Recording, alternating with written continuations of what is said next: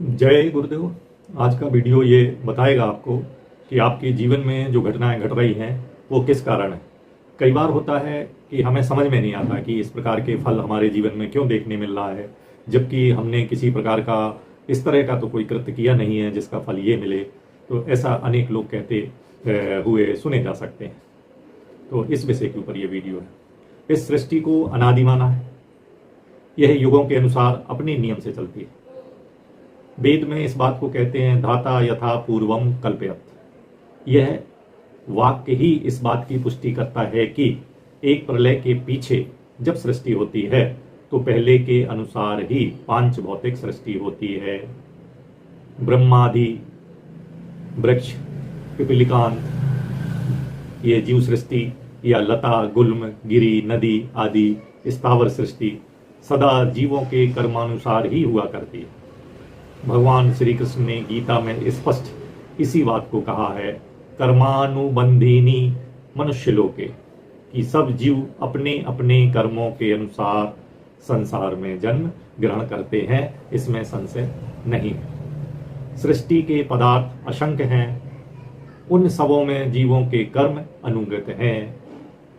अर्थात जीव अपने उत्तम कर्मों से मनुष्य, देव, गंधर्व उत्तम जातियों में भी उत्पन्न होते हैं और निम्न या नीच कर्मों से पशु, पक्षी, कृमि, कीट, पतंगे, लता, वृक्ष हीन जातियों में भी कर्मों के अनुसार जन्म लेके सुख दुख का भोग करते हैं। अनादि और अनंत कर्म होने से यह संसार सदा ही हुआ करता है।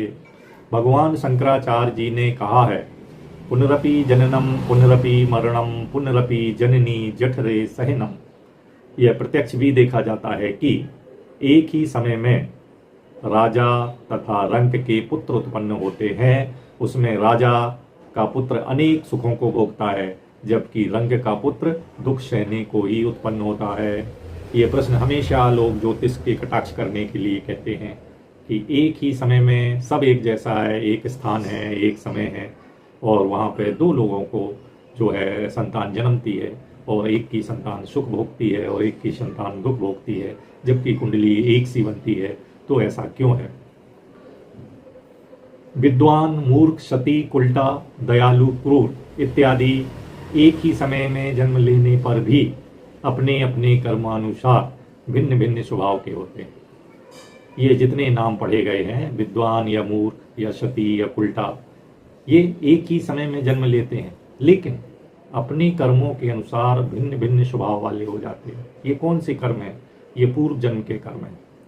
इस वैषम्य को देखकर सभी मुक्त कंठ होकर, यही कारण कि जब ये विषमता दिखाई देती है, ये विविधता दिखाई देती है, तो सभी लोग कर्मों की प्रधानता को स्वीकार करते हैं। बल्कि संचित क्रियामाण और प्रारब्ध कर्मों का ऐसा जाल है कि जीव उसके चक्र से निकल ही नहीं पाता है। इसलिए भगवान श्री कृष्ण ने कहा है, गहना कर्मणो गति। परंतु भगवान महेश्वर और पार्वती मैया ने जीवों के निस्तार के लिए नाना प्रकार के प्रायश्चित संचित कर्मों के नाश के लिए बताए हैं। तो ये बहुत बड़ी कृपा भगवान शंकर और माता पार्वती की है कि यदि कोई खराब कर्म बन गए हैं तो उनके प्रायश्चित बताए गए हैं। इन्हीं प्रायश्चितों को जानने के लिए हमें पूर्व जन्म का वृतांत जानना चाहिए और सुयोग ज्योतिषी से पूछना चाहिए, क्योंकि प्रायश्चित से पूर्व पापों का नाश हो जाना वेद सम्मत है, पुराण सम्मत है, शास्त्र सम्मत है। प्रायश्चित की विधि तथा अपने पूर्व जन्म के कर्मों को जानने के लिए पूर्व जन्म का वृतांत पूछना ही चाहिए। ये कहाँ लिखा है? ये लिखा है कर्म विपाक संहिता में। माता पार्वती जी ने परमेश्वर शंकर जी को प्रणाम करके चराचर के परम गुरुदेव से ये वचन बोली कि हे महेश्वर, हे परमेश्वर, प्राणियों के कर्म केवल तुम्हारी माया करके विचिष्टित हैं, सो पहले होने वाले शुभ अशुभ कर्मों को कैसे मैं जानूं?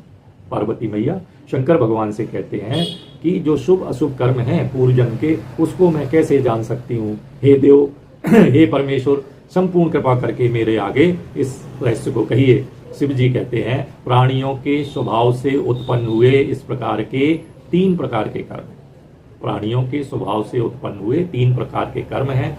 वैसे ही मनुष्यों के शुभ, अशुभ और मध्यम 3 प्रकार कर्मों के फल हैं कि वो 3 प्रकार के कर्म करता है और 3 प्रकार के फल भी प्रत्येक कर्म के मिलते हैं।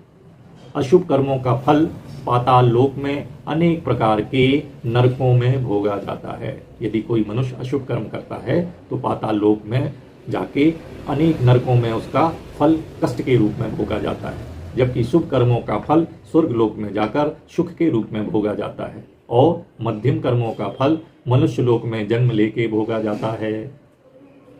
हे देवी, भगवान शंकर कहते हैं पार्वती माता से, हे देवी, रोगों से तथा चेष्टा से संपूर्ण शुभ अशुभ जानना चाहिए।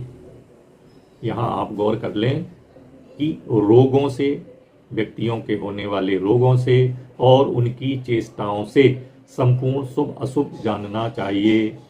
जैसे जो राज यक्षमा या टीबी का रोगी हो, उसने पूर्व जन्म में ब्राह्मण को मारा था, ऐसा जाने।